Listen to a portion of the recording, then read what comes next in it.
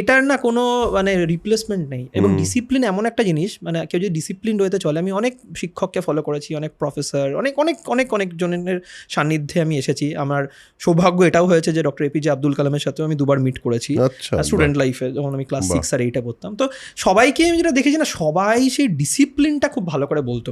কারণ ব্যাপারটা কি বলতো, ডিসিপ্লিনের রুটিন। এবার ওটা যখন আমরা প্র্যাকটিস করি ওই জিনিসটাকে, তখন না মোটিভেশনটা তার বাই প্রোডাক্ট হয়ে যায়।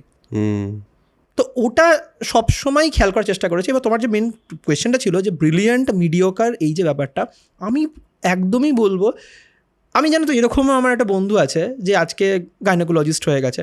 আমি ছোটোবেলায় মানে আমরা একসাথে পড়তাম, মানে সেলফ স্টাডি টাইপের, ওর বাড়িতে আমার আসতো, আমি ওকে পড়িয়ে দিতাম কিছু কিছু জিনিস। ও কিন্তু মানে সেটা অ্যাকসেপ্ট করতো। আমি ফার্স্ট বয় সেকেন্ড বয়ের মধ্যে ছিলাম, তো অ্যাকসেপ্ট করতে পড়তো।